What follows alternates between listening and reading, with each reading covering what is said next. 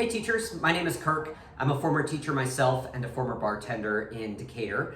And some of the parents of some of your students wanted to say thank you for what you do with some cocktail delivery this afternoon. So if you're seeing this video, at some point fairly soon, you will be getting a brown paper bag dropped off on your doorstep. And in it, we'll have 4 cocktails for you to enjoy this weekend that I made this afternoon. So I'm going to show you how to prepare them, tell you a little bit about the cocktails, and I hope that you enjoy them. So in the bag, first is going to be a jar that has, this will actually be full. I've gone ahead and poured half of it into the shaker, but it's like a kind of orangey yellow color. And this is your lighter shaken cocktail called a bee's knees. And this cocktail originates in about 1937. It was thought that during Prohibition, honey was often added to gin, bathtub gin, to make it a little bit more palatable, make it go down a little bit easier. So the cocktail has London dry gin. I'm using Cider gin, which is my favorite London dry style gin. Some honey syrup that's local honey, as well as some fresh lemon juice in there. Because there's fresh lemon juice, you want to make sure that you drink it within 3 days of today, so by Monday. Hopefully you're up for that task. Otherwise, it'll start to lose some of the pungency, some of the acidity that's in there. But like I said, each jar, it'll be completely full.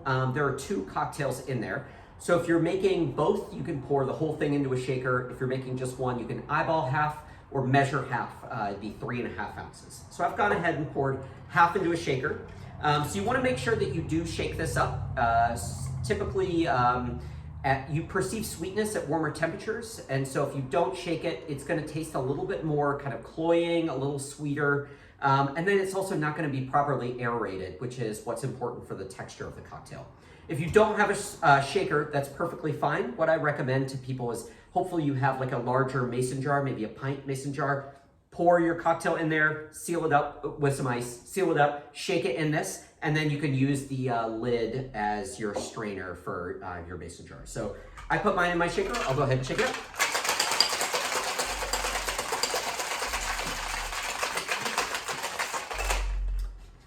Once you've shaken it up, you can either pour it up, which is in a stemmed cocktail glass, or on the rocks. I prefer mine up. That's how I would recommend it. Let's go ahead and pour this. Also in your bag will be a Ziploc bag. These are your garnishes for these cocktails. So there's 2 lemon twists in here, and they go on this cocktail. So again, if you're making one, you can save the other for later. If you're making both, you can go ahead and use both of them. You want to take peel side out, so the outside of the lemon side out, and squeeze it, as you probably tell your students, hot dog style, over the surface of the drink. That's going to release some of the oils in the lemon to really just punch up the aromatics of it. And this is your bee's knees. The second cocktail in the bag is going to be kind of more brown because there's whiskey in it. And this is an original. It's a apple cider old fashioned. So in this, the base spirit, the base bourbon, is Elijah Craig's small batch, which is one of my favorite whiskeys.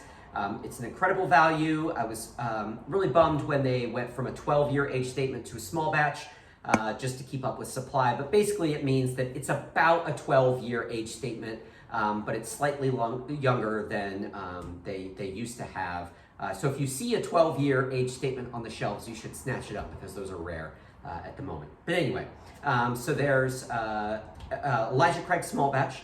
There is some Laird's apple brandy, which is bottled in bond, so it's really high proof as well. I went with the Elijah Craig because it's bottled slightly higher proof than typical whiskeys to make it a little bit stronger. Then there is apple cider reduction. So I took some fresh local apple cider, reduced it by about 6 to make, just leave the kind of syrupy sugar of the fresh apples. And then I added a little bit of bitters to it as well. So this one is a stirred cocktail.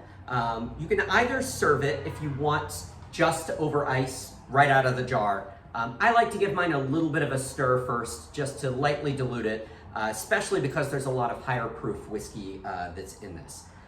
So I have a mixing glass here. If you don't have one of those, what I recommend is just a deli container or Tupperware or whatever you want, and then just use a chopstick to stir it. And what you're doing when you stir it is obviously not only diluting it and chilling it, but you're intentionally not aerating it. That's why you don't shake stirred cocktails, because you're going for a little bit more of kind of a smoother, silkier texture to the drink. Again, like the first, there are 2 cocktails in this jar, so you can eyeball half, which is about, or you can pour half, which is about 2 1/4 ounces. So I'm eyeballing half in there, give it a light stir.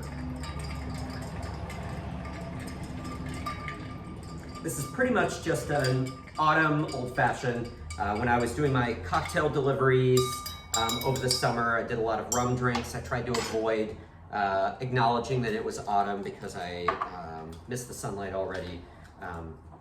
But I finally gave in and bought some apple cider and have been making apple cocktails, butternut squash cocktails, things like that.